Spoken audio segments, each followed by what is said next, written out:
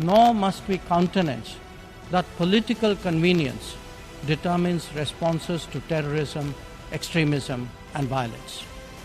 Similarly, respect for territorial integrity and non-interference in internal affairs.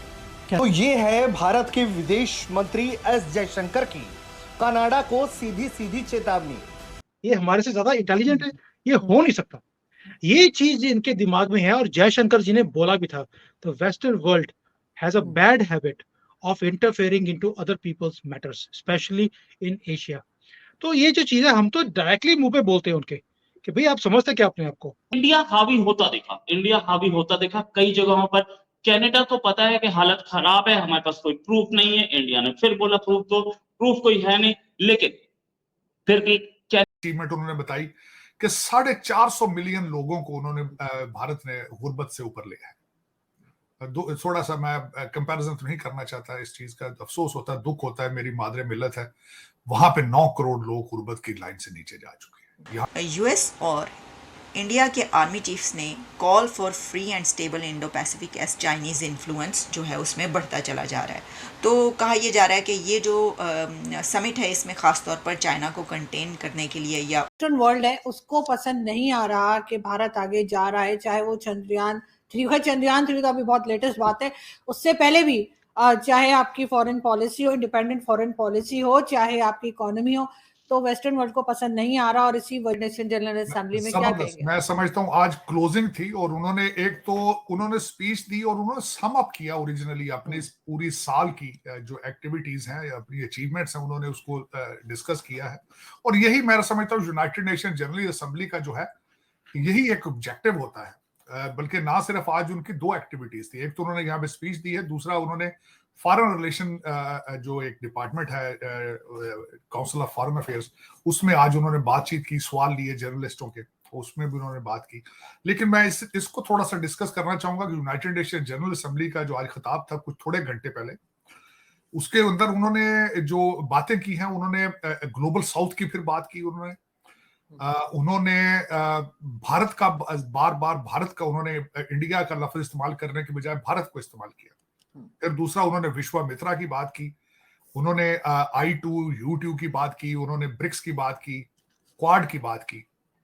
जो सबसे बड़ी achievement उन्होंने बताई कि 450 मिलियन लोगों को उन्होंने भारत ने गुर्बत से ऊपर लिया है। थोड़ा सा मैं कंपैरिजन तो नहीं करना चाहता, इस चीज का अफसोस होता है, दुख होता है, मेरी मादरे मिल्लत है, वहां पे 9 करोड़ लोग गुर्बत की लाइन से नीचे जा चुके हैं। यहाँ 450 मिलियन गुर्बत से ऊपर आ चुके हैं। अफ्रीकन यूनियन को G20 की मेंबरशिप दी गई, उसके बारे में बात की उन्होंने और दर हकीकत मैं इस पे बात कर चुका हूं कि किस तरीके से वो चाइना को अपना घेरा तंग कर रहे हैं क्योंकि अफ्रीका के अंदर उनके एक्सक्लूसिव कॉन्ट्रैक्ट थे चाइना के, और उस वहां कमी महसूस हो रही थी वेस्टर्न अमेरिका को भी, भारत को भी। फिर उसके जो अफ्रीकन यूनियन की मेंबरशिप, फिर उन्होंने जो ट्रेड नया वो जो ट्रेड रूट है जिसके बारे में वो शिपिंग और कॉरिडोर जो बनाया है उसके बारे में उन्होंने बात की। बिलखसूस उन्होंने कोविड के बारे में बात की। भारत की अचीवमेंट में सबसे ज्यादा उन्होंने जो इस चीज का बात की जो मुझे बहुत पसंद थी कि Bharat has become a first responder. जहां भी दुनिया में कोई खुदाई एक आती है, लोगों के ऊपर अजाब आता है, जो भी मुश्किलात आती है, किस तरीके से भारत वहां पहले अचीव जाता है। तुर्की की मिसाल उन्होंने दी, अफ्रीका की कई कंट्रीज की मिसाल दी। मैं समझता हूँ रिमार्केबल, इंटेलिजेंट है, ये हो नहीं सकता। ये चीज इनके दिमाग में है और जयशंकर जी ने बोला भी था, तो western world has a bad habit of interfering into other people's matters, specially in Asia. तो ये जो चीज है हम तो डायरेक्टली मुंह पे बोलते हैं उनके कि भाई आप समझते क्या अपने आप को। और ये चीज वेस्टर्न वर्ल्ड को, स्पेशली जो गोरी चमड़े वाले हैं, इनको बर्दाश्त नहीं होती। आप जो G20 हुआ, आपको आरजू जी आपने पता नहीं उसको फॉलो किया नहीं किया, लेकिन जब उन्होंने देखा यहाँ पे डिजिटल, जो हर चीज हमारी डिजिटल है, कि आदमी ये जो जितने भी थे डिफरेंट कंट्रीज के डिफरेंट लैंग्वेजेस के अंदर, ये किसी भी स्टॉल में जाते हैं वो उसकी भाषा में उनको सुनाई देता था। दे कुड नॉट बिलीव कि भारत इतनी आगे निकल गया कि डिजिटल में आप बस अपना फोन लगाते हैं and payments go away and that is seamless means कि without any issue in 1 second उनके वहां के कंट्री के बैंक से पैसे हमारे यहाँ पर पेमेंट भी हो गई। They can not see this. और किसी बेवकूफ ने, एक्चुअली अमेरिकन बेवकूफ ने बाइडेन को बोल दिया कि हमें भारत से सीखना चाहिए कि ये यूपीआई कैसे चलता है, हमारा बहुत आउटडेटेड सिस्टम है। पूरी कंट्री में मोदी जी एक बटन दबाते हैं, crores of people get money in the next second. We should learn that. अब हमें अभी भी बाइडेन बैठा चेक काट रहा होता है कंट्री के जो लोगों को पेमेंट करनी है। बाइडेन ने बोला उसको, तुम पागल हो गए हो, अब हम भारत से सीखेंगे। दैट्स अ काइंड ऑफ, जो इनकी जो ईगो है इनकी, वो इतनी हाई है कि ये बर्दाश्त नहीं करते कि एशियन कंट्री इनसे आगे निकल रही है। वो भाई इससे ऊपर क्या आगे निकलेगी? प्रधानमंत्री आपके वेस्टर्न वर्ल्ड का हमने दिया है, अगली बार हो सकता है कि अमेरिका का प्रेसिडेंट भी कोई भारतीय आ जाए, क्योंकि आप लोगों से कुछ चल नहीं रहा। और भाई जो प्रेसिडेंट इनका खुद चल नहीं पाता, चलते चलते नीचे गिर जाता है सीढ़ियों से, वो कंट्री का चलाएगा? अब ये चीजें इनसे बर्दाश्त नहीं होती। इसलिए जो आपकी बात है, मैं उसको 100% एग्री करता हूं कि कहीं ना कहीं वो जो रंजिश है कि भाई ये ब्राउन लोग हमारे से आगे निकल गए, ये बर्दाश्त नहीं उनको। अब G20 में तो बिल्कुल ही हमने आग लगा के भेजा इनको, स्पेशली ये टिड्डीमल ट्रूडो को। इसकी तो ऐसी हमने लापा करी, यहाँ पर पंजाबी बोलते हैं लापा करना, वो ऐसी करके भेजी है इसको कि ये वापस जाते ये पागल हो गया। और मुझे लगता है ये भी सूंघने वाला आदमी है, क्योंकि इसके पता लगा था कि शायद प्लेन में से कुछ हाँ, निकला ये था इसके। न्यूज भी आ रही है, ये न्यूज भी आ रही है कि इसके प्लेन से कुछ निकला है, ड्रग्स वगैरह मिली है। ये आपके आगे वही। कुछ लोग शोज में बात कर रहे हैं।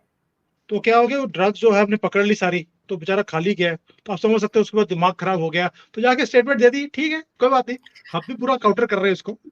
मगर कहीं ना कहीं सुमित जी, आपको लगता है कि जो वेस्टर्न वर्ल्ड है, चाहे वो कनाडा हो, इवन इंग्लैंड हो जाए, यूरोपियन कंट्रीज ले लीजिए, इवन अमेरिका ले लीजिए, इनकी हालत जो है वो खराब होने लगी है। ये जो पहले समझे जाते थे ना, बहुत अमीर कंट्रीज हैं, बहुत इनके यहाँ सिक्योरिटी है, ये जाहिर है अपने लोगों को भी बहुत सिक्योरिटी देते हैं, एजुकेशन देते हैं, हेल्थ फैसिलिटीज फ्री, सब कुछ ये था, वो अब कम होता जा रहा है और इनकी हालत खराब से खराबतर होती चली जा रही है, खासतौर पर अमेरिका की। देखिए मैं पहले को वो कंट्री बताता हूँ। मेरी जो मेजर फैमिली है, जिसमें मेरे रिलेटिव्स हैं, मासियाँ, मामे हैं, वो भी है, वो सारे के सारे यूके में रहते हैं। यूके बैंकरप्ट हो चुका है थैंक्स टू योर कम्युनिटी। भी 10-10, 15-15 बच्चे हैं, सबके ऊपर पैसे ले रहे हैं उनके ऊपर सिक्योरिटी के, उनको पालने के लिए। कंट्री का दिवालिया हो गया इस वक्त because of those policies of being very liberal. America का भी ये हाल है, कनाडा का ये हाल है। इनके पास पैसे हाउसेस बनाने के पैसे नहीं है। अगर आप परसेंटेज देखें, अगर उनकी 1 करोड़ पॉपुलेशन है, तो उसमें से हाउस जो होमलेस है वो कितने हैं? You will be shocked. जो गरीबी रेखा से नीचे लोग हैं, 12 से 12.5% तो अमेरिका में है, और इससे कम तो भारत में है। मैं नंबर्स की बात नहीं कर रहा हूँ, परसेंटेज की बात कर रहा हूँ। सो please understand one thing, their time is over, they can see it. This is the time of century of Asia. इसमें वो चाइना हो, भारत हो, कोई भी हो सकता है पाकिस्तान भी